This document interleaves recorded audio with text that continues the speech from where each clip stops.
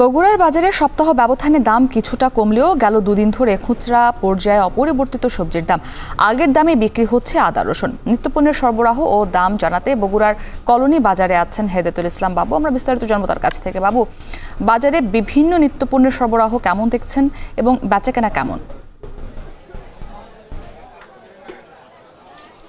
মুক্তি, আজ মঙ্গলবারের এই নিত্যপণ্যের বাজারে আসলে ভোক্তাদের জন্য কতটুকু মঙ্গলের বার্তা আছে, চলুন সেটি আসলে আজকে আমরা দেখে আসতে চাই, আপনাকে দেখাতেও চাই।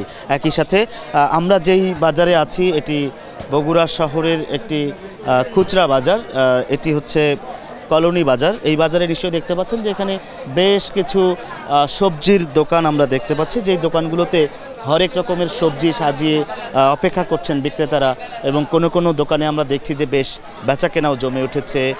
আমরা এখানে পটল দেখছি, করলা, একই সাথে শসা, পেঁপে, কাঁচামরিচ, পেঁয়াজ, রসুন সহ নানা রকমের যে নিত্য প্রয়োজনীয় পণ্য, সেই পণ্যের বেচাকেনাও আমরা এখানে দেখছি।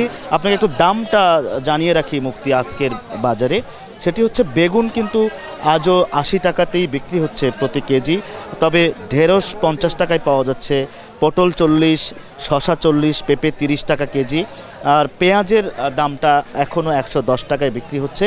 তবে ইন্ডিয়া থেকে যে পেঁয়াজটা এসেছে সেই পেঁয়াজের দাম 80 টাকা।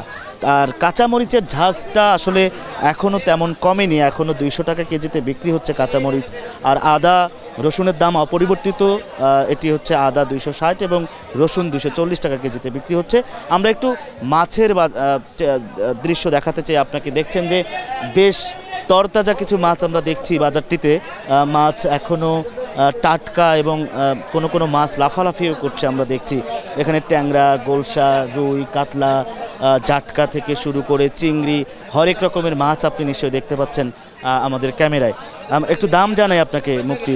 আমরা দেখছি যে জাটকা ইলিশ আজকে বিক্রি হচ্ছে 500 টাকা কেজিতে, আর ইলিশ মাছ যেটি ছোট আকারের সেটি 750 টাকা থেকে 1300 টাকা প্রতি কেজি বিক্রি হচ্ছে। আর সিলভার আমরা দেখছি 180 টাকা, রুই 280, কাতলা 350, পাবদা 480, ট্যাংরা 800 টাকা কেজিতে বিক্রি হচ্ছে।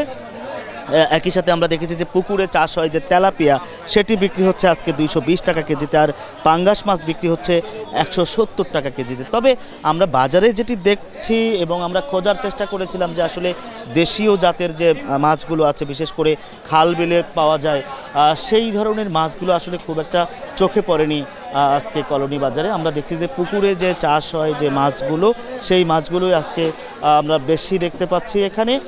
আর বিক্রেতারা যেটি বলছেন যে মাছের দাম কোনো মাছের 10-20 টাকা কমেছে, বেশিরভাগ মাছের দাম অপরিবর্তিত আছে, আর দু একটি মাছের ক্ষেত্রে কিছুটা দাম বেড়েছে।